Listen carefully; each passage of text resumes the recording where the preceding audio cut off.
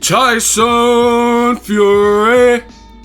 What up, Fight World? It's your boy Ego, and I'm back with some more boxing. Make sure you smash the like button. Also subscribe to the channel for all your boxing, all your fighting. Now, I'm on the verified page of the Gypsy King, Tyson Fury, who's on a bit of a hiatus. He tested positive for his fight with Klitschko. The fight was then pulled, and now he's kind of battling personal demons and away from the sport.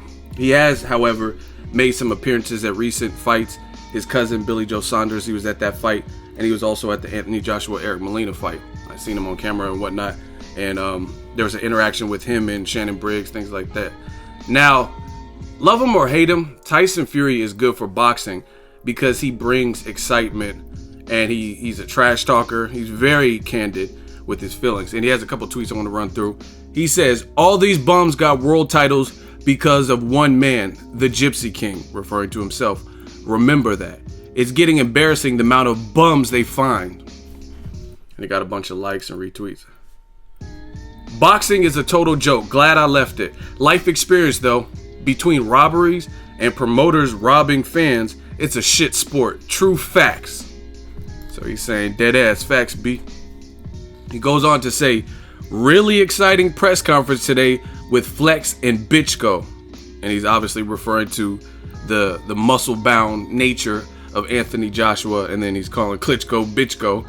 I think James Toney might have coined that, because I remember an interview. He's like, the Klitschko, they don't want to fight me.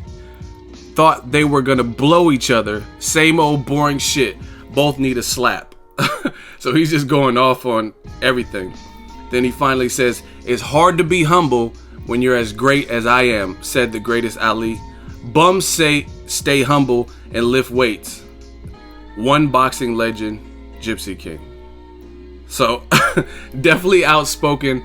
I like Tyson Fury. He actually did pay respects to Derek Chisora and then also Dillian White, which was a great fight. I did a post fight. If you missed it, try to catch it on YouTube. And he posted cracking fight between Derek Chisora and Dillian White tonight. Well done. Thumbs up, both fighters. Fight of the Year nomination. Hashtag heavyweight fight. So he was impressed with that. So it's not just all bad stuff. He's given a fair shake from his perspective. Now, again, Tyson Fury, he's good for the sport just because he brings excitement. Now, one thing I want to talk about is Anthony Joshua versus Klitschko. Love the fight. Actually, I thought we were going to get it December 10th, and then the negotiations fell through, and then Klitschko got injured. Long story short, the fight didn't happen this year. But we're still getting it in a relative amount of time, you know what I'm saying? Which is April. Oh, wow. He's doing a comparison of his hands behind his back and the Klitschko fight in Conor McGregor. Congratulations, Conor McGregor, on making UFC history. If you need any more tips, just ask. I like that. I don't even remember him doing that because that fight wasn't that exciting. But either way. Oh, wow. He got the Frank Lucas mink. See, that's what I'm saying. This is good for boxing. So the point being, AJ versus Klitschko is a good fight. I really like the fight. However, the press conference as Tyson Fury, I mean, he went in on him, but it wasn't entertaining.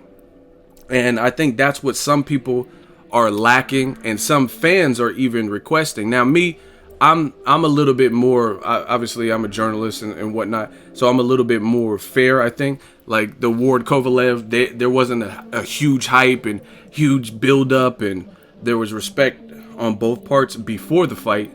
Some people wanted a little bit more Tyson Fury, a little bit more Adrian Broner sprinkled in there, some Floyd Mayweather, Conor McGregor, more of a build-up. And, you know what I mean, I get it. Like, that's not their characters. Obviously, the controversy in the match is going to help sell the rematch. But the point being, some of these mega fights, it's not star power alone is not beating the amount of ways people could see fights. Live streaming, Cody, and all these devices and stuff like that. So I do agree with Tyson Fury in the sense of you got to build some excitement. The heavyweight division is a long-standing division with a lot of rich history. People know probably more. If you were to take a fan of boxing who's just kind of more of a casual, I guarantee you they'll probably be able to say more heavyweight names than any other particular division. Like, ask them to name the best lightweights in the world. You know what I mean? Some people know and be like, oh, Shea Mosley, Roberto Duran, but a lot of people wouldn't. But if you ask people about heavyweights, they're going to know a lot better. Oh, Mike Tyson, Muhammad Ali, George Foreman, Larry Holmes, Frazier. You know what I mean? People know a lot of these names, whether they know all about them, like the Tommy Morrisons and Ray Mercers, they still know the names, and that's the point. So the heavyweight has a lot of rich history, and there's only certain guys who are even kind of making an attempt to bring excitement to it before the fight. And that's kind of Tyson Fury and Deontay Wilder, from what I've seen. Everybody else is kind of just like workhorses. They do their work in the gym and that's it. But people gotta understand, like, there's a reason for certain, like, I'm not trying to toot my own horn, but I have over 50,000 fans on Instagram. 50,000 plus subscribers on YouTube, 12 or so plus thousand on Facebook. That comes from the independent hustle and grind and branding. You know what I'm saying? You gotta let people know, like, this didn't happen overnight for me. You know what I mean? I was doing impersonations, I was doing different little creative things, covering fights, giving my impressions, you know what I mean? Throwing a little bit of humor, whatever I did, you know what I mean? And it's been doing well for me. I was able to quit my full-time job, and this is my full-time job. So, you know what I mean?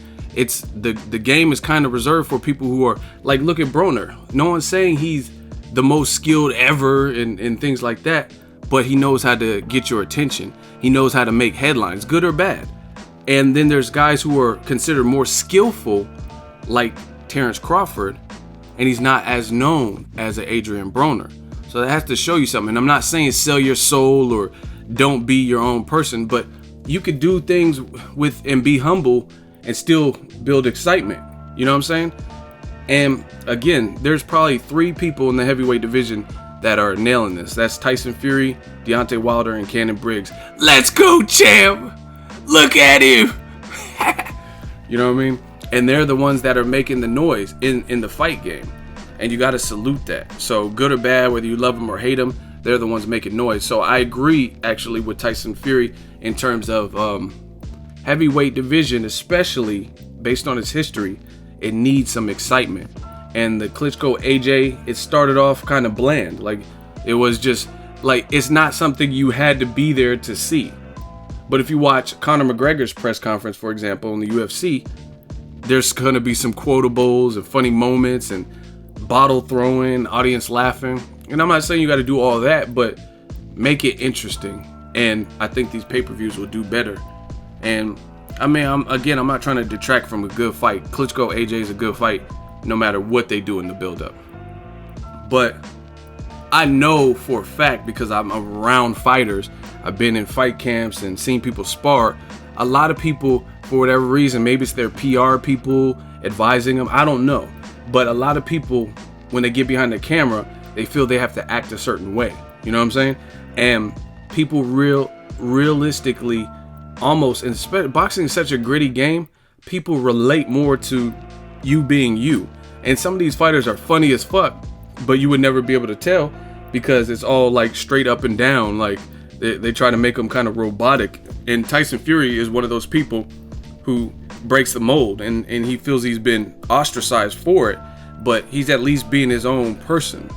I don't agree with everything he says.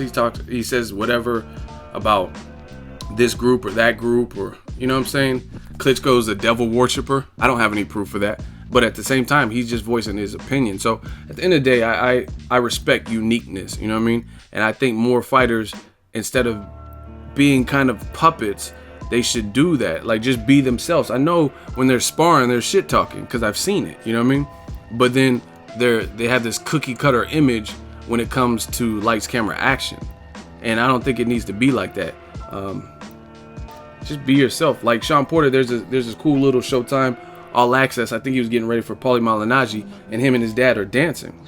But if you've been to the Porter gym like I have, that's how they are. You know what I mean? They work, they get work done, but they have fun too. You know what I'm saying? And I think that's what the heavyweight division needs. And again, there's 3 people I can think of that are consistently doing that and bringing the excitement, whether it's good, bad, WWE, and that's Tyson Fury, Deontay Wilder, and Cannon Briggs. Let me know what you guys think.